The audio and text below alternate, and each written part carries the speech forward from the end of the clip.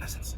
And as someone who has been an experienced participant in many YouTube surveys, aka goyslops, a lot of this really just ties back to the indoctrination that you not participated in, but you were forced to kind of, like adjust to as you were a child.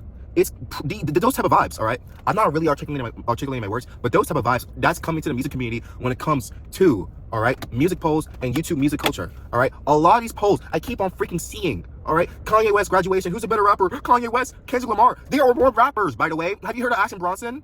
All right, and that's not really like the root of the problem. The root of the problem is that when it comes to, new music listeners, all right, they're being indoctrinated to just like these albums because a lot of the polls will say, this is really good, all right? When it comes to, polls in general, all right, when it comes to like grasping your own opinion when it comes to these things and getting a news perspective, you won't get that. Like, it'd be a question, who's more globally known? Kanye, Michael Jackson, Prince, or freaking Madonna or whatever, all right? Kanye bird brains are majority of the poll. All right, we asked who was globally bigger. We didn't ask who made graduation. All right, a lot of music polls, or a lot of the things in the music community, when it comes to that, there are going to be less hot takes. There is going to be less music discovered, and people are wondering why music is getting stale. I mean, people are wondering why music is getting stale. You're listening to the same damn music, and you're getting the same damn opinions from the same damn people.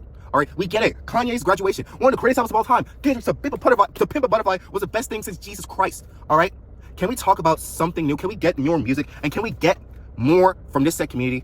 A lot of media that is expected to be good, all right, it's always placed on these polls, all right? There's no media that is expected that there's no like sense of, awareness for like any other type of music. So when someone else is, indoctrinated into like, wants to get indoctrinated in to like hip hop, R&B and stuff like that, all right? Of course, you gotta listen to the essentials, but it's gonna feel like there's nothing else to listen to. You know what I'm saying? And that just really just ties down to, how we've, been educated as children. We've been taught to learn that there's only math and English and science in this world, and there's not any type of finance that you have to learn and get used to when it comes to learning about the real world, all right? What's being left out is what's also going to be essential. So when you're putting these rappers, like big rappers, when it comes to these polls, like who's better, Action Bronson, A$AP Rock, Kanye West, and then freaking, I don't know, Ben Riley or something like that, everyone's gonna vote Kanye, and no one's gonna look for that nuance. Okay, well, what does Ben Riley do? Maybe Ben Riley could be my favorite rapper. All right, what does Action Bronson do? All right, maybe this guy can be my favorite rapper. By the way, Action Bronson is one of my favorite rappers. I'm so sorry.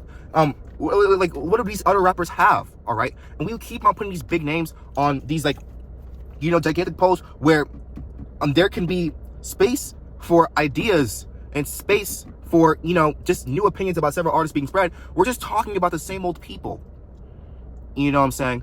And like, a lot of it really just comes down to, discovering yourself. And a lot of people are kind of like more or less avoiding that nowadays due to the fact that we already know what's good and what's not. All right, there's always just what's good, and then there's also just what's not. All right, Hobson, trash. Kanye, good. Kendrick, Iceman, trash. Good Kid, Mad City, good. All right, how we identify ourselves when it comes to another aspect of our lives if we can't even identify what we think is good from the trash, Hobson and treasure Kanye list. Like, for example, I like some Hobson songs. I am so sorry. I'm also losing my voice. I like some Hobson songs. Listen to the Illmatic Hobson 4. It's kind of corny, but you'll get it. All right, you'll get it. All right, so you'll get it somehow. Listen to Illmatic Hobson 7. Really nice song.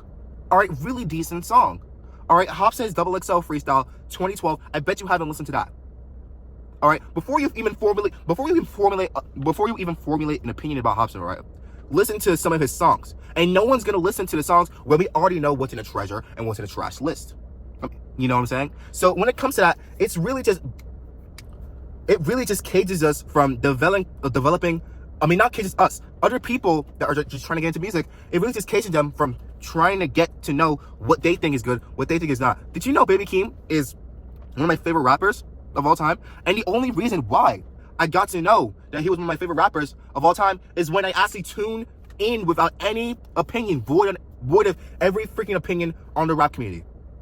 All right, the only reason I got to know that is that there were no freaking rap posts about who's better, Andre 3000 or Marcus Jamal Hobson or Kanye West or Topeka Butterfly. All right.